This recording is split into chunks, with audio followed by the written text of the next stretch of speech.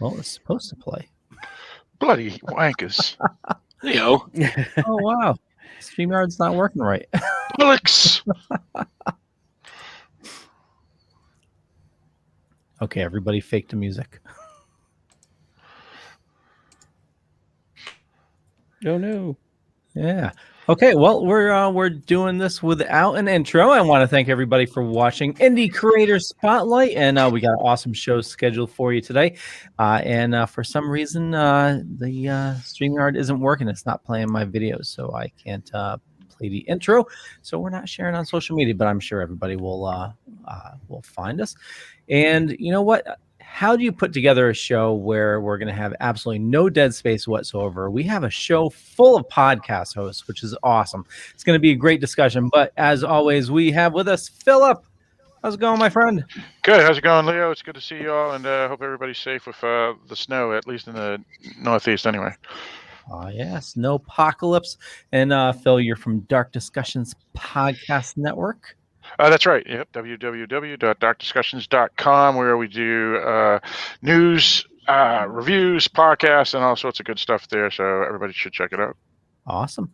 Patrick, how's it going, my friend? Oh, it's going pretty well, Leo. I like your Jeffrey Jones cosplay mustache there. For folks who are not 100% sure where that is, that's the principal from Ferris Bueller's Day Off. Leo's got the little blonde mustache going. It's always been blonde, but for the life of me, I decided to shave my goatee. So I can't do that. I have a very weird head. I've been told I look like Uncle Fester. Well, I just had an urge, and I haven't shaved it in probably about 15 years or so. So.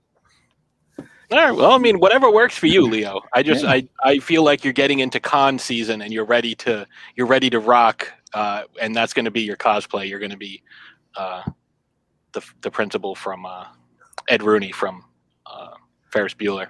I will give it a try. But I'm from Throwdown Thursday, not Flutie Flakes. Throwdown Thursday, which I host with my wife Ash's Von Nightmare.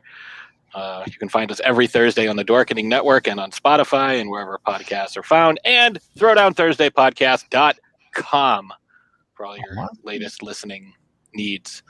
We're on a Muppet streak. Last week was Kermit. This week is going to be Miss Piggy. That's news.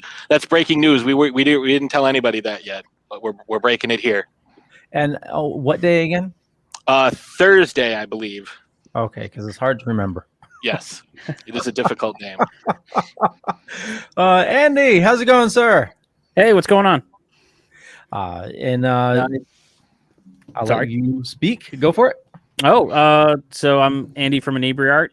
We're based out of Plymouth, and we are kind of a multifaceted visual / performing arts / podcast organization, I suppose. Is the we do too many things to define. Well, we're going to learn all about them tonight, and you brought some people with you. We'll go straight down. I did. Next.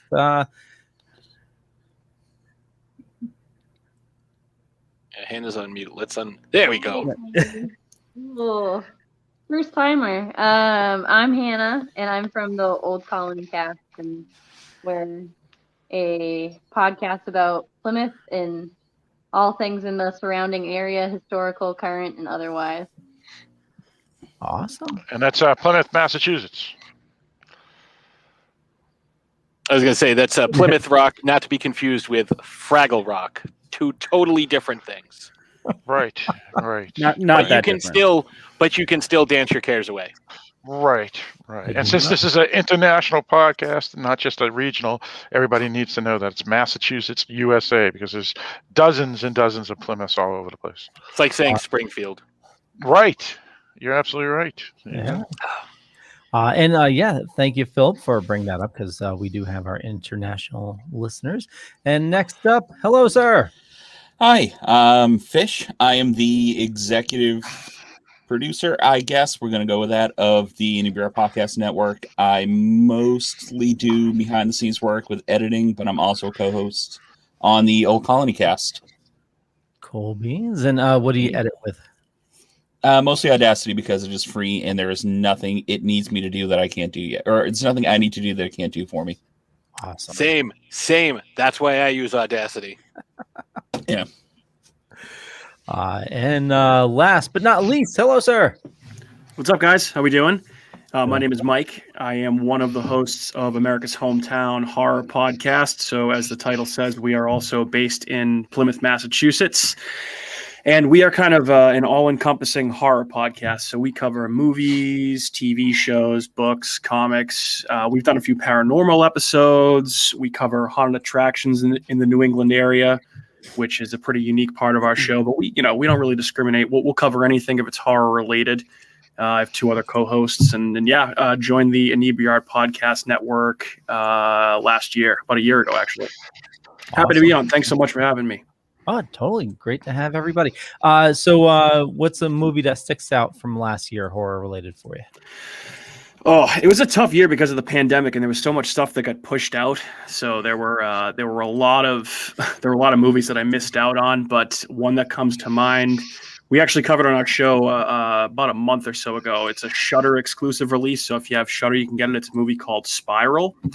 Really twisty, culty type horror movie, kind of reminiscent of Get Out a little bit. I guess if I could just give it a quick overview, definitely check that one out if you haven't seen that yet. But 2021 is going to be a good year for horror. There's a lot of stuff that is slated to come out, whether it's in theaters or some streaming service that should be pretty good. So it should be a good year for horror.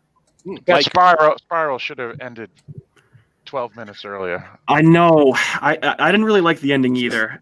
They had me for a while with that one, which we kind of discussed that on the show. All myself and both my co-hosts, we really wanted to like it a little bit more than we did, unfortunately. But still worth your time. It was pretty good. It was okay. It was okay. The best film I saw on Shudder last year was A Good Woman Is Hard to Find. That's the film you got to see. That's an awesome film. I haven't seen that one yet, but actually, so while we're on Shudder too, Color Out of Space with Nicolas Cage, the HBO that's there now, adaptation, that was phenomenal too. Yeah, so good stuff on the Shudder. VHS. Yeah, there you go. That's the best. I was going to say, if you like Spiral, coming out this year, you might want to check out Spiral from the Book of Saw. Yes. Yeah, that one's been on my radar for a while. I think that's pushed back to Q4 now. I think. Is it? Any horror movie that's co-written by Chris Rock, I think is worth checking out for sure. I would like to humbly suggest a book that you guys should cover from a very handsome writer. It's called "How Much Do You Tip an Exorcist?" I mean, hey, we do cover books. I would be happy to do so. That sounds right up my alley. You let me know, and I could probably hook you up with a signed copy because I know the guy who wrote it. Okay. Hey, we'll talk. We'll talk after the show. I would definitely do that. Excellent. So let's jump into this. Let's start with Hanna and Fish. I want to know, what was it that made you guys decide on the subject matter for your show? Because that's I don't know a lot of. I mean, I might be just kind of myopic, but I don't know a lot of like historical podcasts set in Massachusetts outside of Salem. Yeah, that's a good point. No, go ahead, Hanna. You want to go? Okay. This is all your fault. Your fault. I'm newer to the show. I didn't start at the same time as the show starting, but I mean, it really just was like I don't know. I like Plymouth history. I have just a genuine love for it, and I ended up getting together with them one night and talking about it and coming onto the show. And we kind of set up the routine of how we play out each episode from there, with just the topic of something that happened in the area and just laying it out for them. Yeah, the show is basically started as a spin-off of one of our other shows. And for a long time, it was kind of spinning its wheels. It never really had an identity. We never really knew what we wanted to do with it. And then one night we were running a fundraiser. and Hanna and one of her friends came in and were basically doing a scavenger hunt for us. And after they won, we were chatting with them, and it turns out Hanna is a giant history nerd, and we just kind of never let her leave. So we just kind of go, look, no, this is great. Keep talking. Here's a microphone. I'm just going to hit record, and we'll be fine. So it was a really organic way to kind of like get it was something we all found interesting. It was something that, despite the fact that we're all very Plymouth local and Plymouth centric, it's not necessarily something we had a ton of specific knowledge about. And so basically every couple of weeks, Hanna comes down and sits us down and tells us something very, very cool. And it's a lot of fun. Very nice. Very nice. It's refreshing to come up with something that a lot of folks aren't doing. Like it's tough to find your podcasting niche because there are just so many friggin' shows, and so much of it is like the same thing. But I always look at it. The advice I got when I first started, I think it was on like my second podcast, and the people that were on the show had between them over 1,000 episodes combined, and one of them was a movie producer. And I was like, man, I really feel like I'm outside of my element. And one of the guys who is a friend of mine now, El Goro, from the Talk Without Rhythm podcast, he said, there's a million people that do what we do, but nobody else has your voice. And I've always taken that and used that because, again, you might not have come up with an idea that somebody else hasn't done yet, but you're going to do it your way. So it's going to be different from everyone else's show. Like lots of people do horror shows, but no one's going to do it, like Phil, you're going to do it differently from the way Mike does it because you guys are totally different people. You're coming at, the same subject matter from different angles. Like you guys were just talking about the same movie, Spiral, but you each had, your own specific take on it. So like, that's what's great about this business is you could have, 50 people doing like, oh, we're all going to review, Spiral, but everyone's going to come up with a different way of looking at it and, highlighting certain aspects differently. That's what I love about podcasting. So Andy, for you, what was it like setting up a network and kind of networking and trying to cast your net and get different shows that do different things? Well, you kind of hit the nail on the head earlier. Is we try really hard to keep our shows on topic, which is how the Old Colony Cast came to be, is because our original show, Inebri-Art, started to have a very Plymouth. So the Inebri-Art show, we interview all types of creative people, kind of about what they do and how they do it, because we feel all creative people are kind of cut from the same cloth. And we started bringing in our friends from Plymouth who'd been helping us out that we wanted to kind of highlight and show off, but they weren't necessarily creative in the same way. So then we started the Old Colony Cast, and we would put those interviews there. And then one of the people we interviewed is like, oh, hey, we should do one about, bars and restaurants. And then that became Bar Talk. And then I met Mike, and he was just kind of like, me and Mike, I think, hit it off like in the interview day one. And I'm like, why don't you come on board? And I see so many podcasts that have kind of the same old, hey, we talked about what happened on wrestling last night, and hey, we have, I talk about, and it becomes like very repetitive. And so it's the ones that kind of spark my attention, the ones that are really different. We also have one on the network called Theme Park Heroes, and it's interviewing people that worked at theme parks, and it jumped out at me because it was so unique and different and gives you kind of like a little taste of life that most of us don't get to do. So I really like the stuff that has like a different angle and a really unique voice. If I could follow up on that, Andy, when you say theme parks, do they do the haunted house things during Halloween too? Is considered theme parks? I believe he's open for that. I think he's mostly done like Disney World employees and somewhere out in California. I can't remember the name. But it's all people, because he used to work at a theme park, so people he's connected with over the years. But I think he's open to that sort of thing. No Whalum Park? He's not local. He's from Florida. I don't even know if he would know what Whalum Park was. Yeah, that's true. Okay. That's unfortunate. That was a great park. It really was. It was a whale of a time.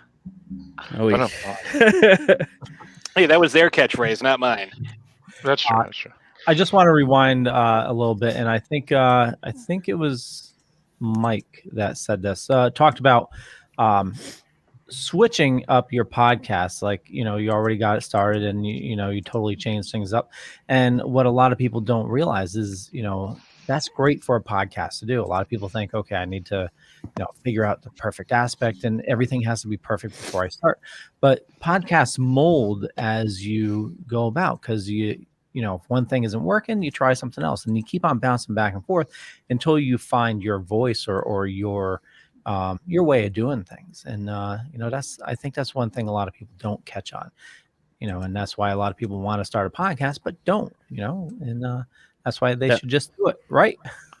That was one of the biggest things we found about the old Colony Cast is it changed. So like if you go back and listen to the original episodes, it's garbage. It's nothing like it is now.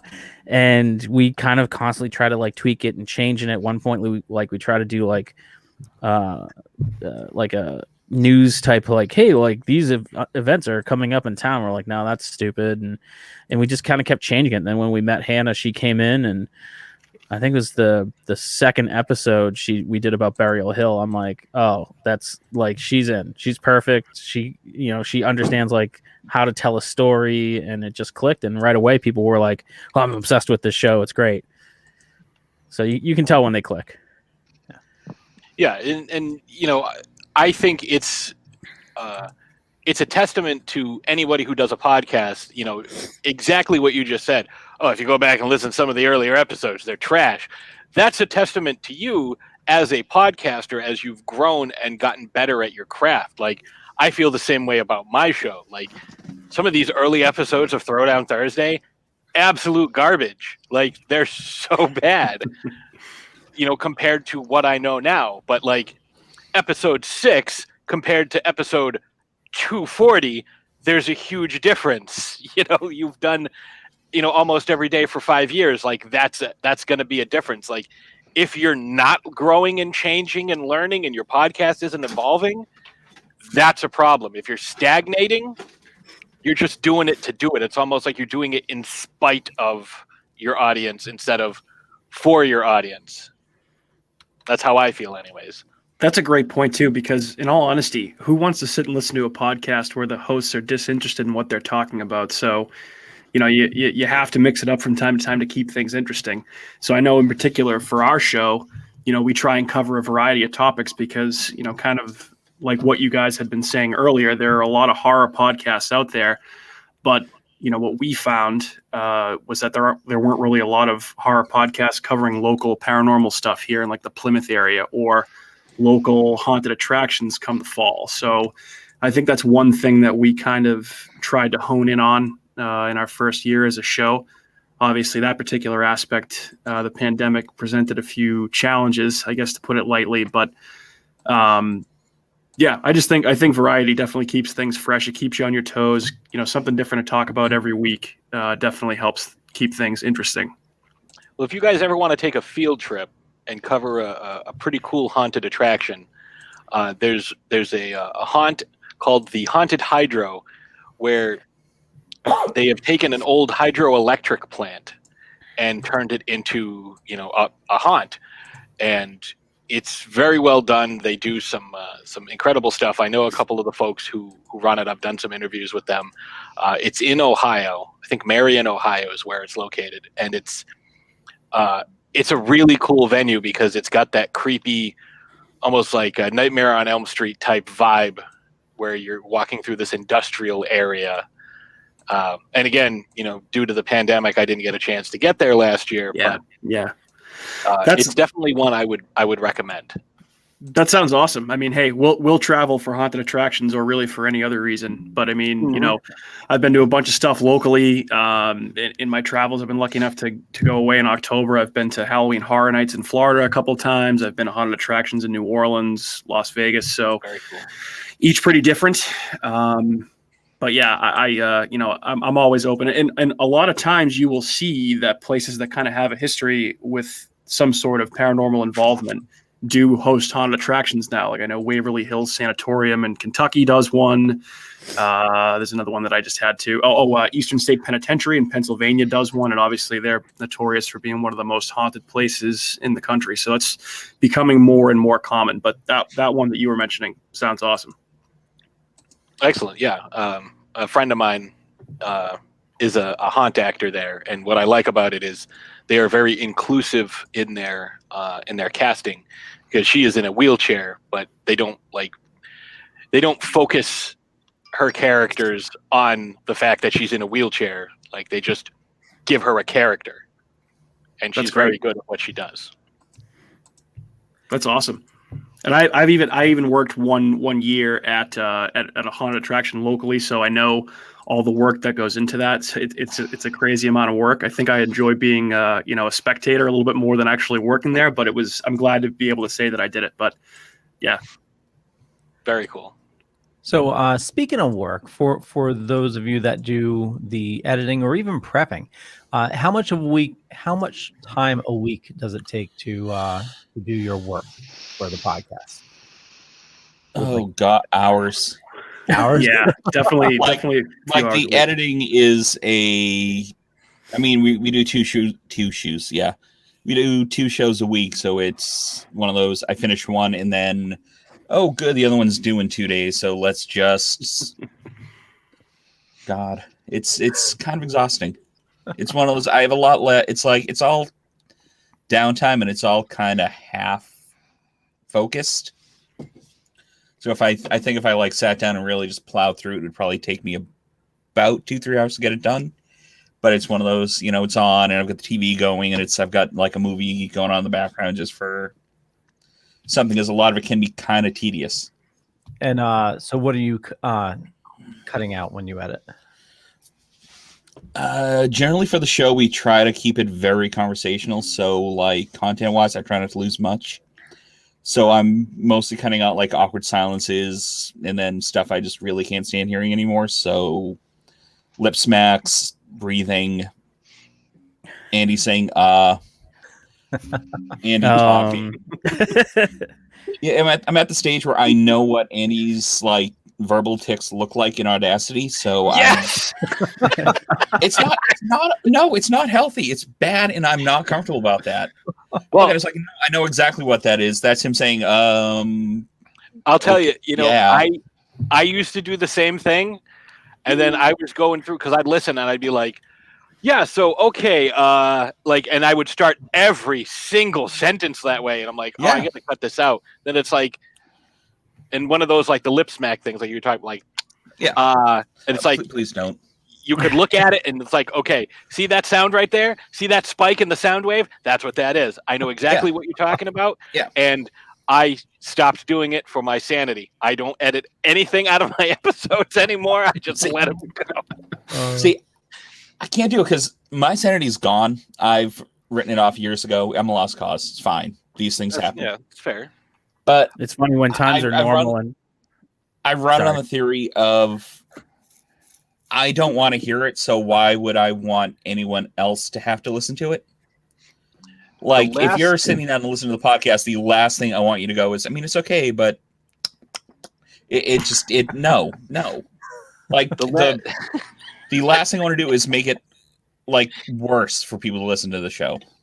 The last one I edited, I only edited it because there were a lot of silences because my wife had a concussion when we were doing the episode. Oh no! She had taken a hard fall earlier in the day out in the parking lot. She slipped and whacked her head, and we kept referring to it as a fun cushion, but sure, nothing says good time like a quiet, dark, quiet room. Oh yeah. She's a trooper. She is. We did that. I was like, do you want to like wait and we'll just record tomorrow? She's like, no, we shouldn't wait and record tomorrow. We should do it tonight.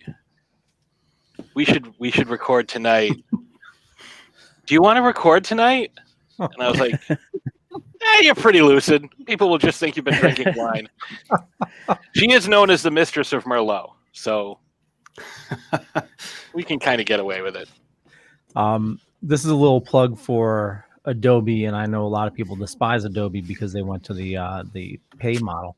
But they do have a diagnostic tool that eliminates all dead silence. It will actually shorten it and ends up saving a ton of time on my end. But it's just a quick scan, and it'll find a couple hundred dead spaces and delete them all. Yeah. That's pretty helpful. Yeah. One thing I know too. I wanted to go off of what Fish was just saying there too. But so being a smaller podcast, we record at my house, and we happen to have a very loud dog that will. He's part hound, so he barks during the show a lot. Even when he's upstairs, you can still kind of hear it. So I can. I can pretty much pick that out when I'm editing and make sure I cut that out. Otherwise, it could be pretty jarring for somebody to listen to. So that's one thing I always try and edit out too. Do any of you guys use a mixer? Because the mixer that I use, I tone I'm not using it right now, but I turn the gain all the way down. So you have to be like, if you have the mic, you have to be like this. You have to be right on the mic. So because I get way too warm in the summer, I have to have fans blowing on me. So it's usually me and my wife right across the table here. So I turn the gain all the way down. So you have to be right on top. But I have the luxury of using a mixer. Do any of you guys use mixers for this? Yeah, most of the time when we record in person, yeah. Yeah, we have a board, but there's a limit on how far down I can do the gain because it's not working with two people. It's working with, for Inebri-Art, Andy and whatever his guest is, Old Colony Cast. There are three of us. Bar Talk, I think our top is seven people around 5 microphones, sure, that's but tough. Yeah. It's tough to go, okay, guys, also please, while you're on COVID, while COVID is a thing, please get as close to the microphone and breathe on it as you can. It's just there's a limit on how much I can do with it. And it's then easier when it's just two of us. One of our hosts of Bar Talk, Jordan, is probably the loudest human being ever, and you can't turn the gain down on Jordan. I mean, you can turn it down on the board, but he's still loud. Yeah, and if you turn down his gain, you're just going to pick him up on the other microphone anyway. So Yeah. fine, it's cool. Literally, we've muted him, and it just doesn't matter. you got to project, for the people in the back. He's from New Bedford, and that's just how they talk. Yeah. He is a man with nothing but outdoor voice. Yeah. What are you going to say, Leo? No, I was just going to say, so for those of you that don't do editing, for your role, how much prep do you do a week? I feel like Hanna probably has the most. I'm sorry, Andy. prep That was because she does I was supposed research. to laugh at you. I do stuff. Shut up. I do all the booking and scheduling guests and herding the cats. My episodes, it depends on what the topic is. Some things I know a little bit more about already, and certain things, depending on how I'm trying to fill a certain amount of pages with notes. It could take anywhere from 3 to 12 hours, honestly. It just depends on what it is. Oh, wow. I try to keep it 3 or 4, but I've taken a good while on certain things before. I've learned to sharpen them up. I usually make a really rough draft of notes and then clean it up too, to try and get them in the order that I think would make the most sense for the episode. That doesn't always pan out the way I want to occasionally.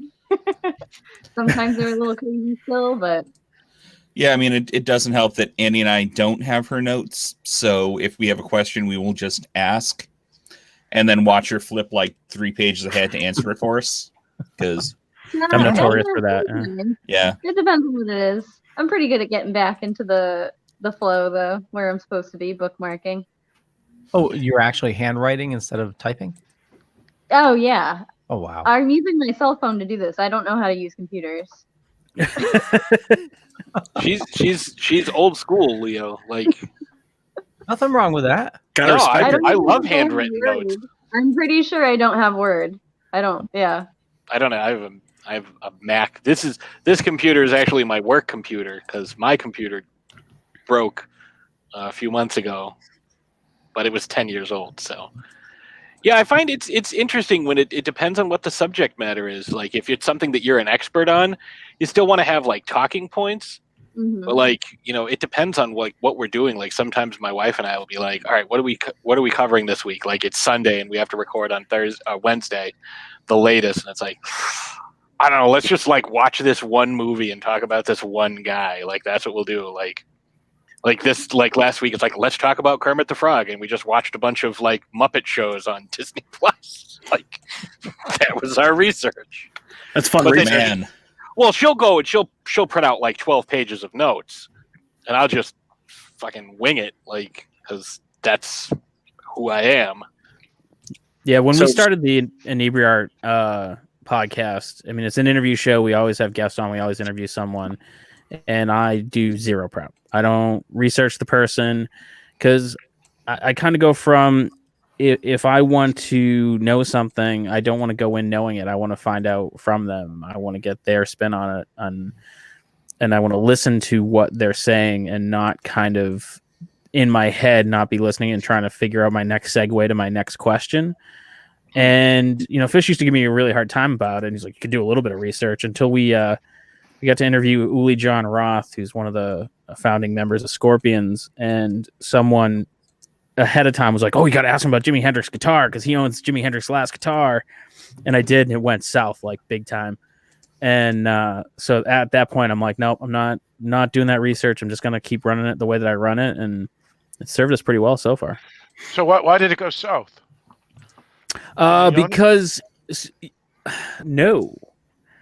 He does not own it. He I forget his phrasing, but he kind of was like, I'm the custodian of it, and it belongs to, the music. It belongs to my.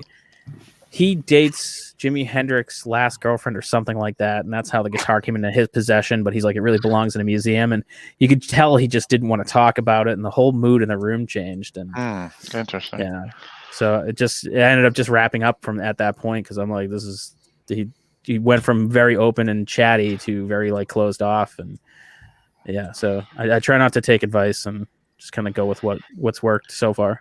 I think winging it is pretty good. The only time I really do a lot of research is like when we, on this show, when we interview people, it's like, okay, let's know a little bit about who they are. And, if it's a director or an actor, it's like, let's watch the movie that they're promoting. Mm-hmm. Like that's, but I've interviewed several writers and it's like, okay, I'm promoting this book. It's like, well, let me read a few chapters just to kind of get your style.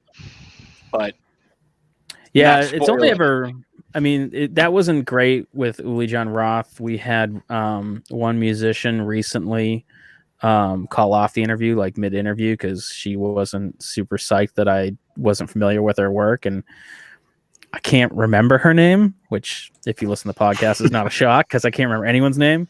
But like when I mentioned it to people, they're like, yeah, I've never heard of her. I'm like, that's my point. Like, I don't know why she expected me to be super familiar with her work, but that's kind of bizarre because you would think this is an opportunity to get more people to know who I am. And instead she takes it personally that you folks don't know who I am. And it's like, but that's the point, is to promote yourself.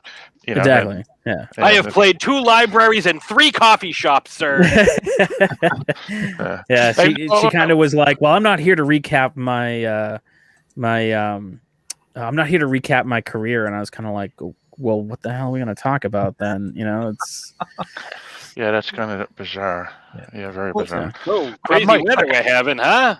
Mike, right. Mike, I got a question for you. So you do a horror podcast. Now that we started the new year and stuff, and you mentioned some stuff from last year, did you guys do a top 20 or top 10 horror list of the year or anything of that nature? So we actually opted not to do that because in lieu of that, we actually did a 1-year anniversary of our show, where we kind of ran through, we kind of did something similar to that. We ran through the year in horror, first year of the show, highs and lows, favorite moments, et cetera, et cetera.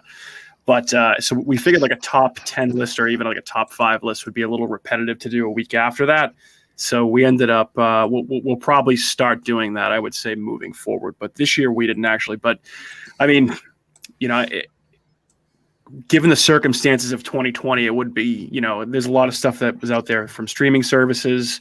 So you have to dig a little bit deep maybe to come up with a huge list. But I don't know. Definitely going forward, though.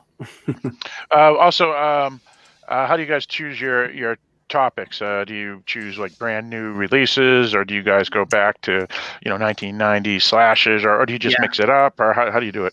So a combination of both. We have a text thread that we keep, myself and my two co-hosts, where we're going back and forth several times a week. For 2021, we actually came up with a list of I think it was 10 movies each or 10 topics each that we wanted to cover. So it's pretty collaborative.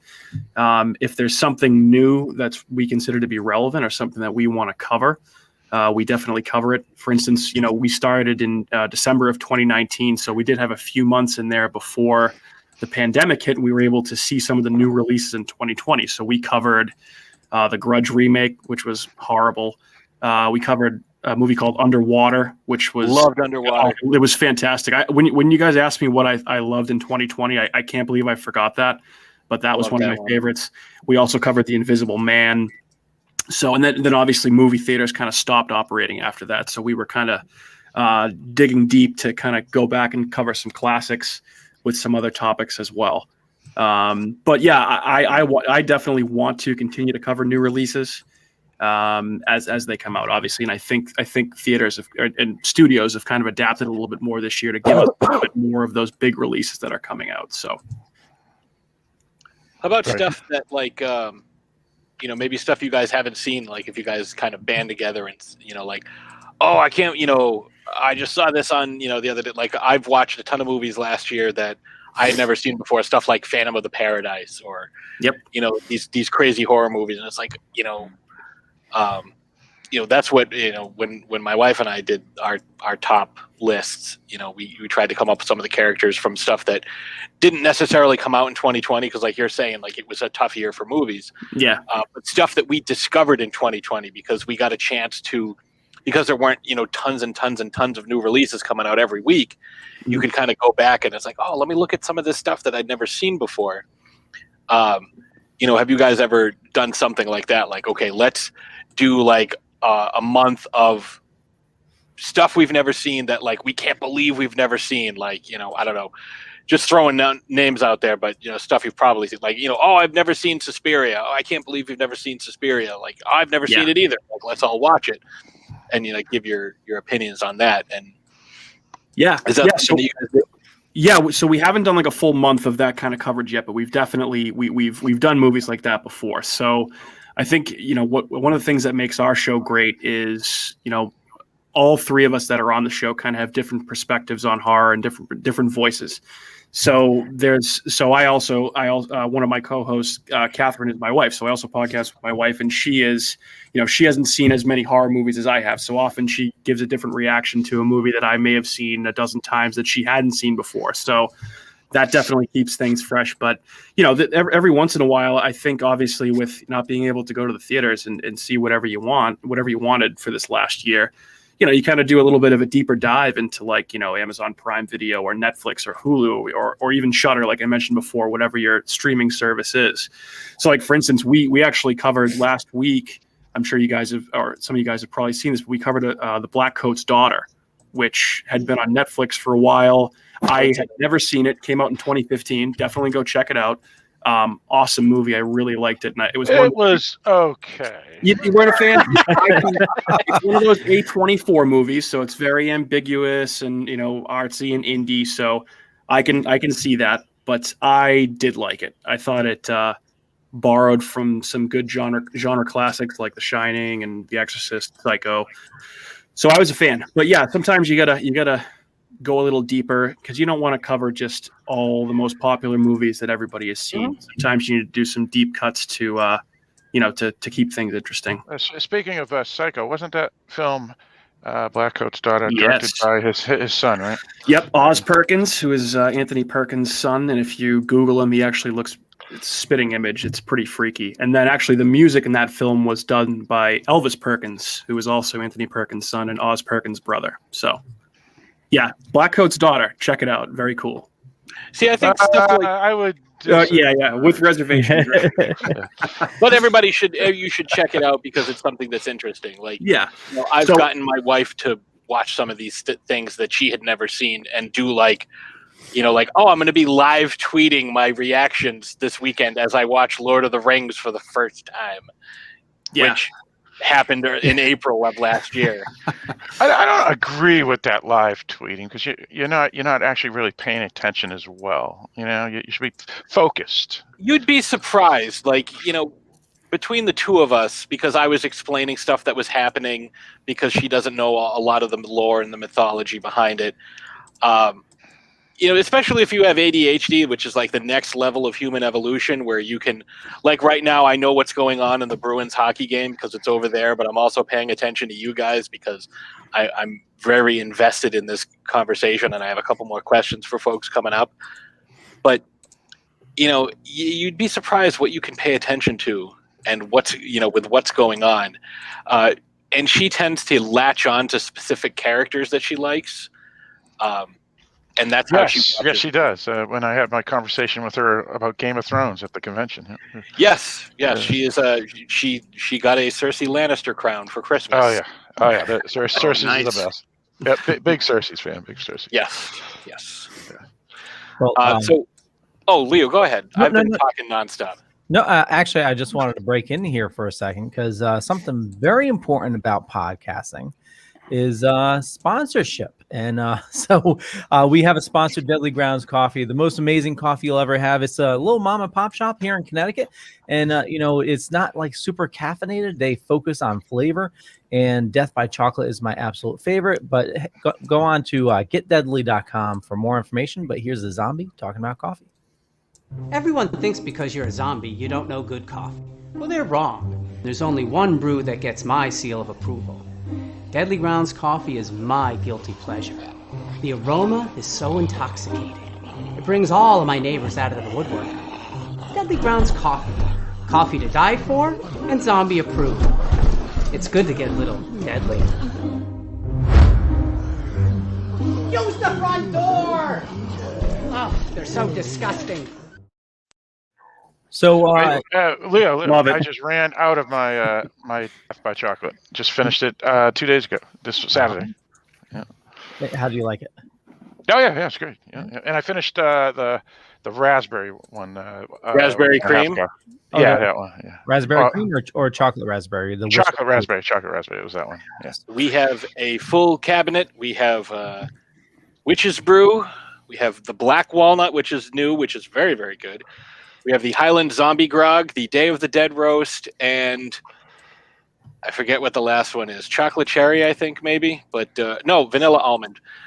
But I'm very much looking forward to their s'mores coffee. If you guys have not tried this, and I'm not just saying this because they're a sponsor, somehow they get like the most insane flavors into their coffee, and it's so good. It's so good. I love coffee. That sounds awesome. Oh yeah, Deadly Grounds.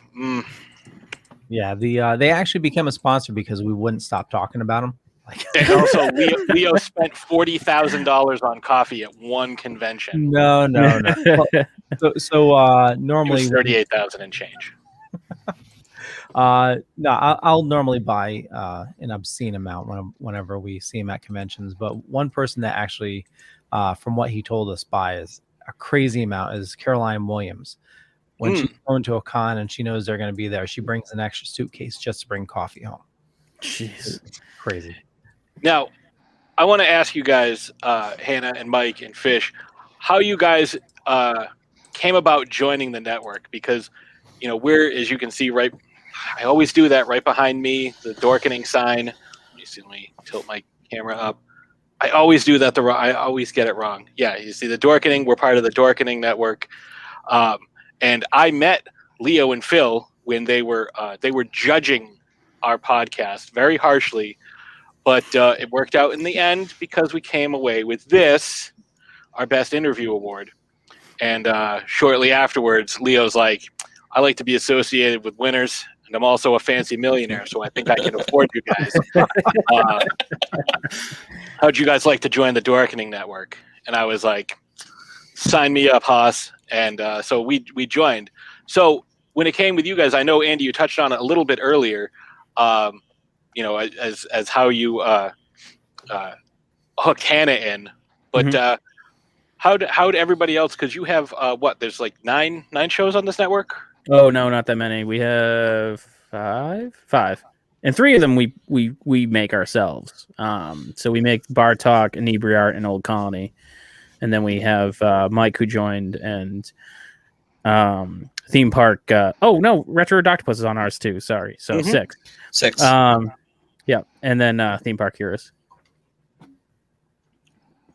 Oh, I think we lost Andy's audio. Nope. Sorry. So how did you come about grabbing all these guys and getting them on the network? So Hanna, we literally met at we were doing a Krampus scavenger hunt to get I want to say raise money, but we didn't raise money. We got food donations for the local food pantry.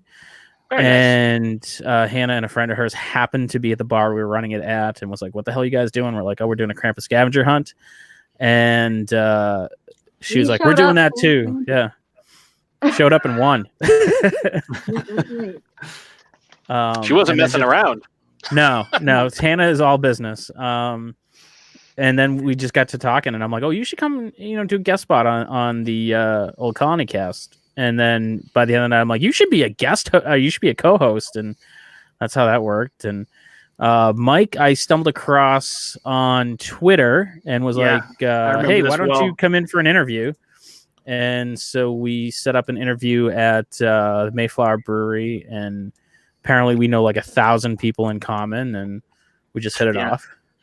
That's a good brewery. And then, it's a great brewery. And then Fish, I used to sell comic books too. I've known him forever. I tell people Andy was my dealer, and then I gloss over the details because it sounds a lot more. It's all legal now, so it doesn't matter. It sounds a lot better this way. It's like, no, Andy's my dealer. Please ignore all the stacks of comic books. 14 years ago, give or take. Oh God, it was like, And there was three of us that used to run Inebri-Art.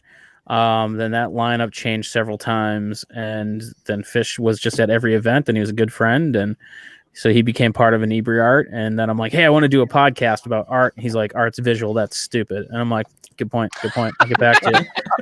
And no, so Andy, then I'm like, when did you actually start the whole network itself? Like made it live? It's so Inebri-Art, the Inebri-Art podcast has been running 5 years, and I think we were like a year and a half in, maybe 2 years when we started Old Colony and Bar Talk. They started really close together, and at that point we had 3 shows, so like we were kind of like, I guess we're a network. And then we added Retro Octopus because we knew Steve, and then Mike, and then so it was just we never really sat down and like, "Oh, we're gonna start a network." It just kind of happened that way. Which is kind of the Inebri-Art, formula. We don't intend to do something, but we end up doing it, and we do so many things. Like we now stream a bi-weekly comedy stand-up show and weekly music, and that just kind of all happened because anytime someone says like, "Hey, what about this idea?" I'm like, "Yeah, let's do that," and then that becomes what we do. Very nice. Yeah. So Hanna, and what was, usually means Fish has to learn something new. Yeah, there's a lot of, "Hey, we're doing this," followed up by, "Hey, I don't know what we're doing, so I'm going to have to go figure this out for a while." No. Yeah. And so Hanna, when you were approached and when you were accosted by these gentlemen and forced into their vortex, what was your initial reaction? Were you like, "Awesome, I get to talk about the stuff that I'm totally nerdy about"? And I'm not saying that as a negative. Like, everyone is a nerd for something. Like, I love collecting sports memorabilia. Like, I'm a fucking nerd for that shit. Like, I could tell you the first draft pick ever in the history of the NFL. But when it's something that you're passionate about, I think that it's it's much better. So when you were like, okay, I have the opportunity to talk about something like this, how long did it take you to be like, yes, I want to do this? Or were you initially like, I don't know if I can commit to a podcast? Like, podcast, isn't that thing that nerds do? And it's like, oh, wait, I'm a nerd. No, I like podcasts anyway, so I knew what they were. I got it. But it was definitely something I wanted to do, like right off the bat. Like, I think I was telling them a story about something with Plymouth for whatever reason. I don't even know why. Just because that's what I like to do. You will get just information from me that you don't ask for at any given point in time if you're friends with me. So it's a very natural way for me to do this and give information to people who aren't asking at a really big rate and across many venues. That's what I like to do. So, Fish, what was it like for you to have Hanna come on board and kind of you guys team up and really tackle this unique subject matter? Like, this is something that, I think is really cool. Like, I'm a big history fan myself. Like, I've been to Gettysburg and I've seen, the battlefields and stuff like that. And I think that stuff is fascinating. What was it like having someone come on who is so knowledgeable? Oh God, it's so much better than looking it up myself. We had been kind of toying with doing it as local history. We had done a couple episodes, like we did a history of the chocolate chip cookie, which for a lot of people don't realize is literally less than 100 years old and from Whitman, Massachusetts. So it's like, yeah, sure, super local. And Andy made cookies, so I see no downside to this. We got to make cookies for that. Yeah, it's like great cookie. Yeah, I love cookies. But after that, we realized, Hanna knows a lot of the stuff, cares a lot about a lot of this stuff, and she's honestly a lot better at telling stories than Andy and I are. Some of them are true, some of them. Just one Analyze. It's not true. Yeah. The first story you told us was a pack of lies, Hanna. Oh, that was the second story I told you. Okay, fine. Yeah, you let us. Fine, that's fair. You let us in with a true one, and then just cut us off at the knees with your lies and mistruths, and it hurts. Well, she was testing to make sure you guys were doing your research. Like, I used to do that all the time. I used to be a counselor at a boarding school, and I had a student come up to me one time, enraged, bringing his dad. He's like, "Tell my dad what you told me." I'm like, "Oh, what?" He's like, his dad's like, I don't know, something about the sunset in Arizona. I'm like, oh, yeah. I told him that when the sun sets, it lands in Arizona, and as the earth turns, it falls back out into space. That's why it's there in the morning. Well, his dad's like, you believe that? What's wrong with you? The told me the sun was the size of a quarter. Like, yeah, hold it up. Sun's the same size as a quarter. The episode that we're talking about is the Burial Hill episode, and it was the third one we recorded with Hanna. And at the end of it was when I'm like, oh, that's when I knew we hit on the winning formula. And she took us down this whole long history of Burial Hill and blah, blah, blah. And this happened and that happened. And then she's like, oh, and all that's lies. I don't really know, because the book I read told me all this stuff in that exact order, and then said we're not sure how much of that is true. And it just kind of I was pissed and happy, and I'm like, this was great, and it was still one of my favorite episodes. Oh yeah, it's almost like you gotta listen to know what we're. I don't know. Yeah. I don't want to give it all away, but it wasn't intentionally a lie. But I did. We were talking about Burial Hill, which is a notoriously spooky, creepy place. So I wanted to take the episode in a spooky, creepy direction, and I did There's nothing wrong with a little bit of embellishment, to flavor up the story with some extra spice. There's nothing wrong with that, especially when you're telling the story about, whatever it happens to be.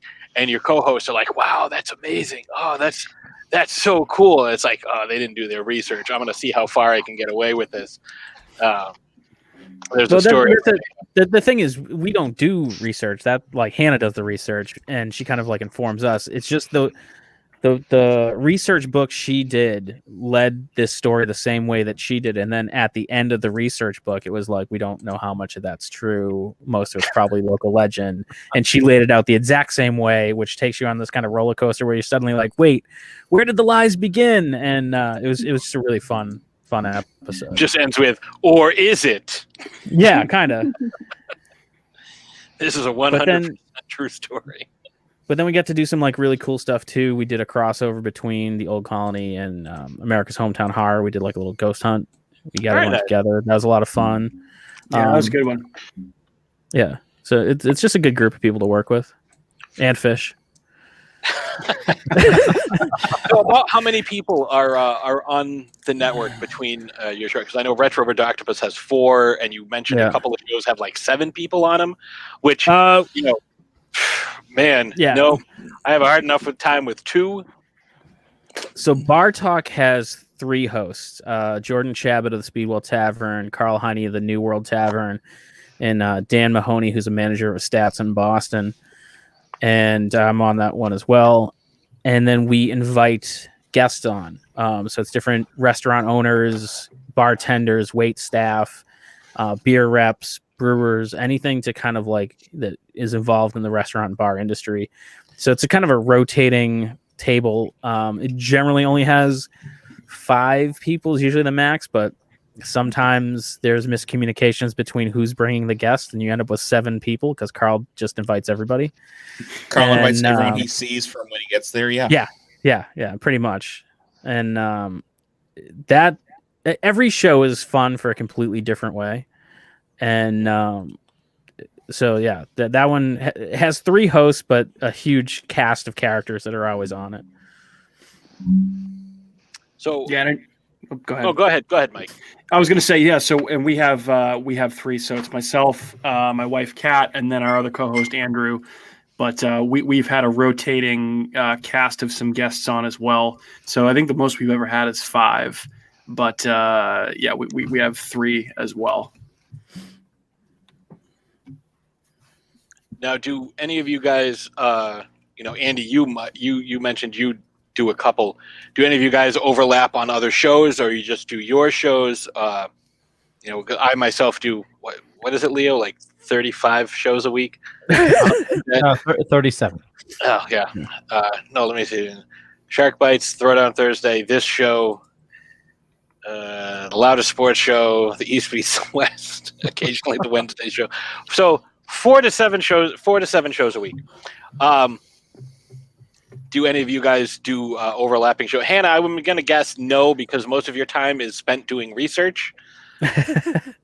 Well, actually, we've been planning a upcoming episode of Bar Talk to have Hanna on to do like the history of Prohibition.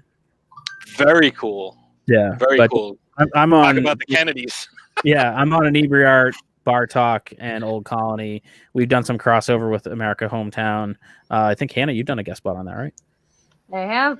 Yep, we've had Hanna on. We've had Andy on right when we first got started. Oh, yeah.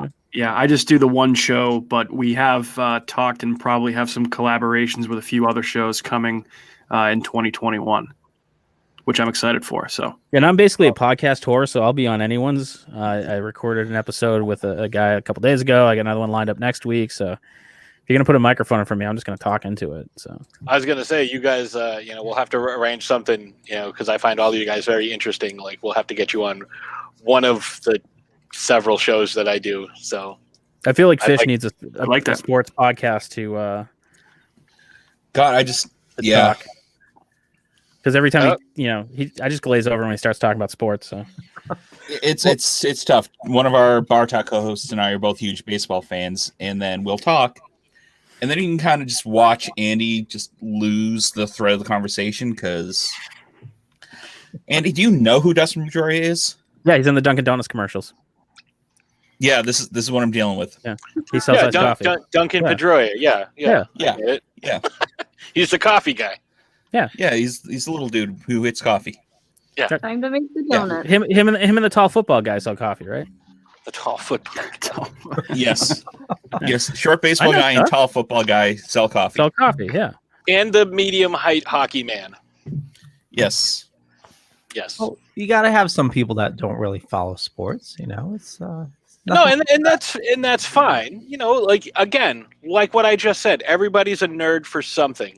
Again, I can tell you who the first Heisman Trophy winner was: Jay Berwanger, University of Chicago, 1936, first overall pick by the Philadelphia Eagles in the first ever NFL draft. But does that make me a nerd? Abso-fucking-lutely it does. Oh yeah. Everybody thinks it just like, oh, you like D&D, you're a nerd. Oh, you like comic books, you're a nerd. It's like, oh yeah, but you can tell me Matty Alou's batting average in 1964, but you're not a nerd? Get out of my face with that. Like, how much research do you do for your fantasy football team? No, you're a goddamn nerd. Like, that's the way it is. Everybody is a nerd for something. Exactly. And Fish, I know you mentioned comics earlier. We are doing a Tuesday comic show if you ever want to join us. And that's open to everybody if you're into comics. It has been a while since I read, but yeah. Sounds good. Yeah, no, we pick a short story. Like this week, we're doing the 4-issue miniseries for Scarlet Witch and Vision. So a lot of times it's something that's readily accessible. The 80s one or like the 82, I think. Wasn't the 80s one 12? Did you say 12 issues or 4 issues? 4 issues. 4 issues. And there's a 12. It was one that was 12 issues. Right? Yeah. The 4 I mean, I issues. don't know comics nerds. I don't know what you're talking about.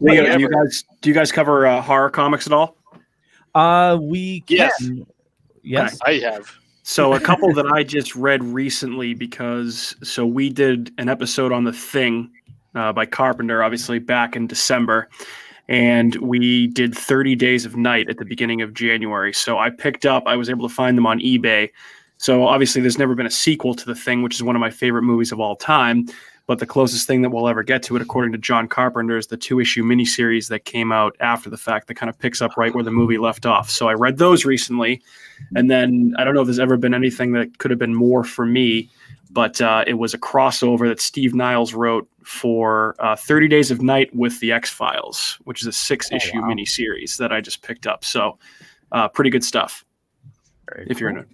I like that thing. That thing sequel comic is pretty intense. It was really cool. I liked it a lot. I like where they took the story. I mean, I think some movies don't need sequels. The Thing is probably one of them, but I think that they could have done something cool with that. Yeah, like there's definitely I absolutely love The Thing, and it's again one of my favorite films. I'm actually fairly good friends with Thomas Waits, who played Windows. Oh, that's awesome. He was on a podcast that I listened to recently. Yeah. Yeah, we text back and forth every now and then, checking in, seeing how each other is doing. I mean, I knew him from the Warriors. Yeah, Warriors, and he also had a small bit part in Oz that was on HBO a while back that I always remember too. He was also in Justice for All with Al Pacino. And Yep. Yeah. I promote his music and stuff too. Like he does a lot of music.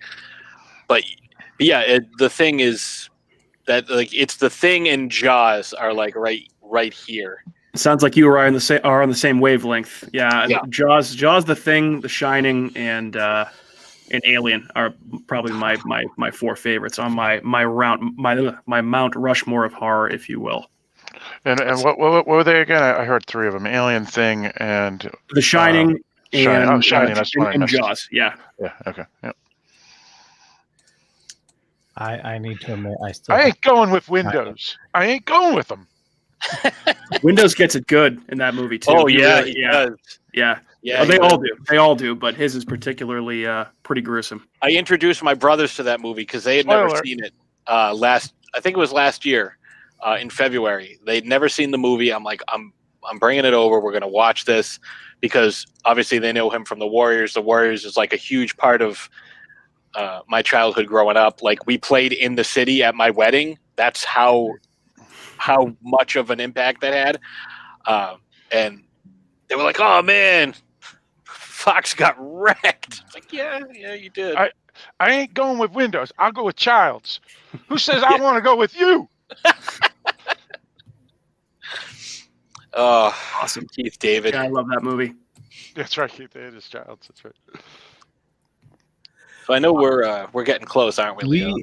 We are. Was Patrick, I know you had several questions. Was there anything else you wanted to make sure you asked? I want to make sure I extend an invitation to all you guys to come on my show.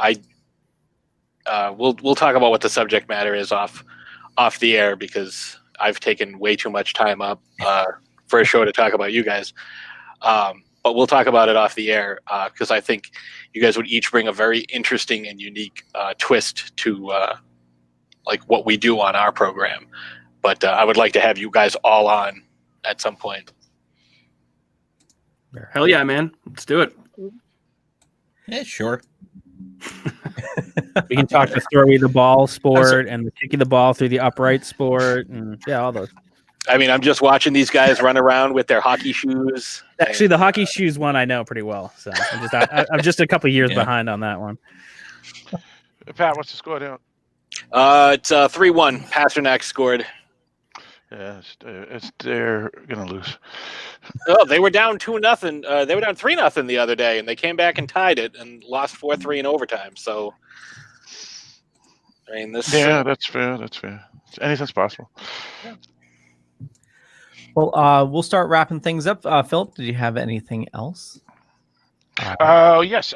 So besides the Dark Discussions podcast, which is a weekly podcast that discusses all things genre, usually horror films, mostly newer films, I'm also doing a number of other podcasts, including Don't Tell Me, I'll Tell You, the Stand podcast, based off of the CBS miniseries The Stand. The show is terrible, but the podcast is great. So if you want to hear a lot of bitching, that's the podcast to listen to. Also doing a weekly podcast of A Discovery of Witches, which is called A Discovery of Witches, Demons, and Vampires. So it's based off the second season of the Shudder TV series. That's actually our biggest podcast. We got over 2,000 listeners now, so that came out of nowhere. Yeah. So we're discovering that the TV episodes have the built-in fan base versus just random horror films that you do. I noticed it's kind of interesting how that works out. But either way, darkdiscussions.com is the website where you can come and see all things genre. It's updated daily with news, columns, and whatnot. Cool. And you have a network. It'll be our 10th anniversary too, March 12th. Awesome. Congratulations. Nice. Congrats. Very nice. Very nice. Yep, old timers. So how did you guys get started, Phil? Basically, I was listening to a couple of podcasts, and I figured I could just do one myself because, I hang out with my buddies and we just talking about movies or whatever. And so that's pretty much how it happened. And then my original co-host wasn't reliable, so I contacted a couple of people I knew through Facebook, and they joined the podcast, and they've been on the podcast for the 10 years as well. And then we've added a couple other hosts and sometimes co-hosts as needed throughout the years. Very cool. And the network just organically formed after that? Yeah. Basically, I pretty much ran it 9 years, just as the Dark Discussions podcast and a couple of the spin-off podcasts, like the Game of Thrones one that we did. And then last year, a buddy of mine that ran a network was closing down, and all his podcasts that were there were beginning to scramble. And so I just offered to become the host for them, because I always wanted to just update the website anyway. And because I read it all in HTML and code, and because I just wanted to learn how to do it. But obviously that isn't very good for getting posts up quickly. So I decided after 9 years of manual typing, RSS feeds and stuff, to just change it all. And by doing it, I was able to bring in all these other folks that were about to lose their hosting service. That's awesome. Yeah, it's I still can't believe you did that for so many years. Just my god. Yeah, I was. Oh, good God. Yeah, it was like a page of code just to create the next, episode in the RSS feed. Never mind the page on the website and stuff. It was crazy. Yeah, wasn't worth it. And now you're using WordPress? Yeah. I switched to WordPress. Took me about a month and a half to redevelop the entire website, import everything from create it in a separate area. So I paid $100 to do that, and then I took that whole area and then imported it in the old or the original area, and I still have no idea how I was so successful at getting it to work because Witchcraft. yeah, no kidding, because you hear so many horror stories where something doesn't work, and I was able to do a lot of YouTube videos and blogs reading about how to do all that stuff, and it worked out. Yeah, and now I post stuff, it takes like 2 seconds done. It's awesome. Yeah. And so whenever someone says, "Hey, I got a new episode," up in 2 seconds done. Don't even have to do anything. So, yeah. Awesome. Yeah. Very nice. Yeah.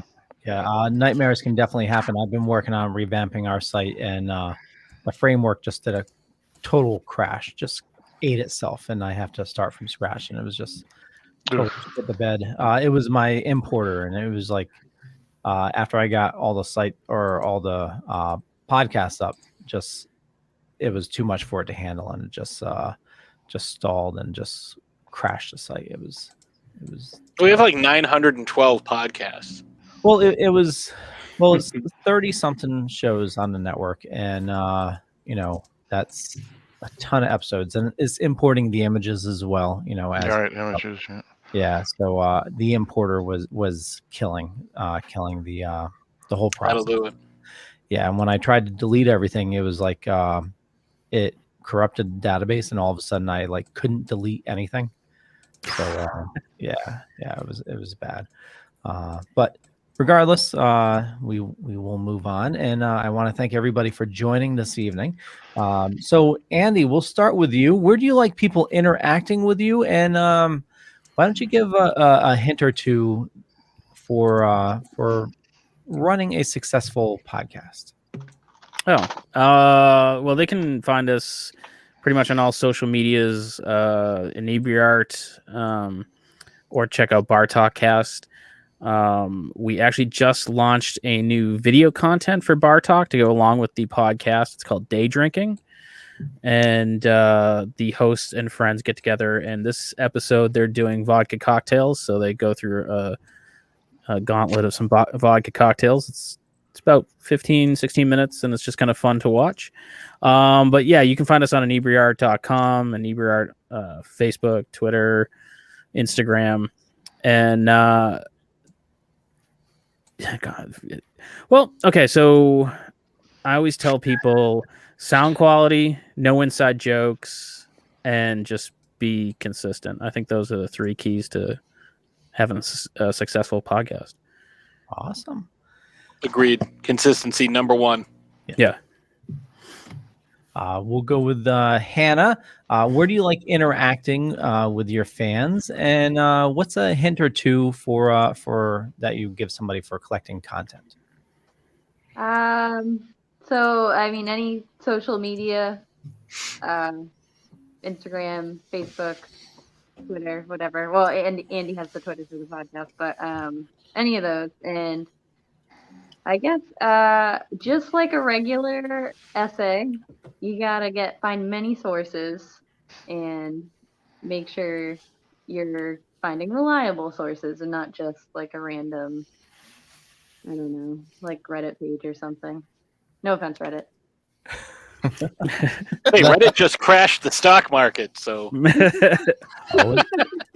That's why she put that no offense in there, so they didn't crash our podcast. Yeah, I mean, Reddit's cool. I definitely go down those rabbit holes. I just mean like as there's a lot of there can be bias. You want to make sure you're citing your sources and exactly getting a wide swath of information. Yeah, I sometimes like quoting what you saw on Reddit can account for some good material because so there's smart people on Reddit, so I'm not discrediting it. I'm just saying don't look at one website as your sole source. Right, just because you find something that agrees with you. Also, get a library card if you don't have one, because a lot of websites now are just copy and pasting from Wikipedia. So you can find a lot of websites that just say the same thing, and getting an actual book from the library from older, different sources is also a really good thing. Mm-hmm. And the library card will allow you to digitally download the books as well. You can digitally scan them out. So people little timid for going out with COVID. So what about you, Fish? Where do you like interacting with people on social media? And what's a hint or two you would give somebody about podcasting? Oh God, I don't like interacting with people. It's kind of why I'm the editor. And basically for podcasting, it's find your niche. It's the market is so you can go super ultra specific, and you'll find people who care about the exact thing that you care about in the exact way that you want them to, and go for it. You don't have to aim broad. You don't have to aim for like a low common denominator. It's like, this is what I want to talk about. This is what I want to do. I want to do a super local history podcast. Cool. Go for it. People will care. People want to find out. Do it. Just do it. The bar for entry is so low, and honestly, you're going to suck at the beginning anyway. So just get over that and keep going. You will get better. Awesome. Agreed. Mike, same questions. Sure. So you can pretty much find us on any social media platform aside from TikTok and Snapchat. We don't have those, but we're on Facebook. We're on YouTube. Just search for America's Hometown Horror. We're on Twitter and Instagram also. That's probably where we're the most active. So I would say definitely check us out on Twitter and Instagram for sure. You can also find more of me. I've contributed articles to Bloody Disgusting and horrornews.net. You can find those on the America's Hometown Horror Twitter page. And then I would just say, if you're starting out in podcasting, or if you're thinking of doing it, one thing that always kind of stuck with me, Stephen King has said before that if you want to become a better writer, that you need to write more, obviously, but read more as well. So I would say if you want to be a better podcaster and you want to learn from, people that you think are doing a good job, listen to more podcasts. Listen to people that do podcasts in the genre that you do a podcast in, and you'll pick up on some things. And kind of to go off what Fish was saying too, the more you do it, the more comfortable you'll be. And the first step to take is always the hardest. And once you get going, it becomes much easier. Awesome. Philip, same questions. I would say being consistent. For example, if folks only put out an episode once a quarter, you're not going to have anybody that will really follow you or even consider you a podcast that they would regularly visit. So you should have a schedule. So if it's bi-weekly, once a month, once a week, or whatever, that is probably the most important thing to be a podcaster. Also, you have to find your own niche. You can listen to a bunch of horror podcasts and they can sound rude or they can sound goofy or whatever. So you got to decide if you want to do something like that, or if you want to be more intellectual sounding, or if you want to just focus on a certain subgenre or whatnot. It really depends on what you want to go for. So pick that and don't change it. And then also pick a regularity. Okay, and I think we covered it earlier, but where do you like people interacting with you on social media?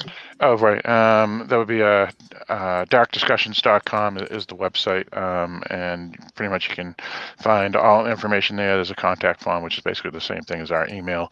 And you can go to Facebook. We have a Dark Discussions Podcast Facebook group, and so forth. So cool. Patsy! My advice, everybody already touched on consistency, but what I would say is find something that you are passionate about, something that you want to talk about, something that you can find yourself,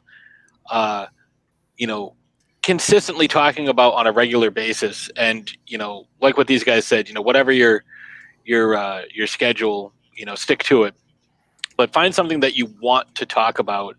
If you're like, oh, I really want to talk about, Game of Thrones, like, okay, but you realize that there's a limited amount of subject matter.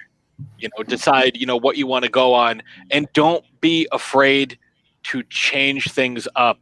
Just because you did something for 15 episodes in a row doesn't mean that you have to keep doing it that way forever. We did stuff that was different at the beginning, and we've kind of changed things up, streamlined it to make it work for what we did. And, like I said earlier in the show, there's a million people that do what we do, but no one else has your voice. Don't be discouraged if you're like, oh, I really want to start a true crime podcast, or I really want to start a horror podcast where we review movies, or, I just want to talk about TV shows or comic books. Tons of people do it, but nobody else is going to have the same opinions and thoughts and concerns that you have because it's coming from you. So don't be discouraged if, you're not, maybe you're not getting a high listenership, or maybe you're not getting, the reach that you thought you were going to get.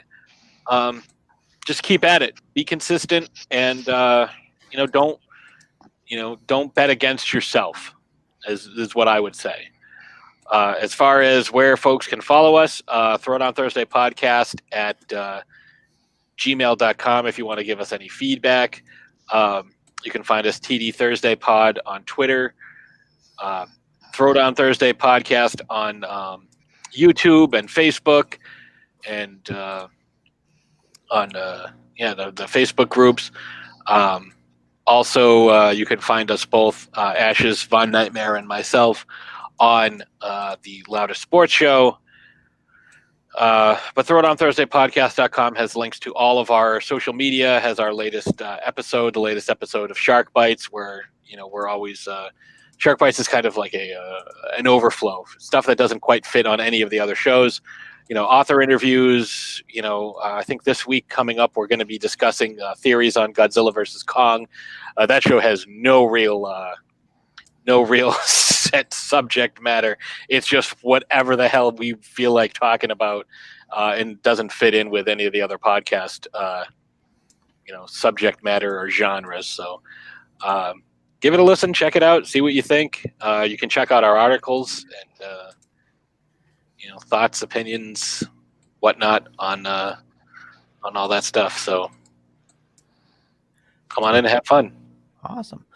And for me, just Google Leo Pond. You find a bunch of stuff. Could be true, could be not. I'm not going to say which is which. But more importantly, head on over to thedorkening.com, which you can find all the shows on the network. Well, almost all of them. That's why we're building a new site. So for hints on my end, two big things. First, for audio equipment, just whatever you have, just get started. I started with a microphone I had for years in the closet. And, as the show's evolved and we found technical issues, you grow. So, every issue is something that you need to solve. So keep on doing it until you find a problem, fix that problem, move on. Next thing is networking. Definitely, try, no matter how small anybody is, treat everybody with respect. And even the smallest, contact you have could end up to be huge later on down the road. It happened for us. We get a lot of guests from somebody I've been dealing with for years, and just a small contact started out, but now it's everything grows, and that's about it. I want to thank everybody for watching, and we'll catch you guys later. Bye. Thanks, guys. Thank you, folks. Bye, everyone. Thank you. All right. Thank you.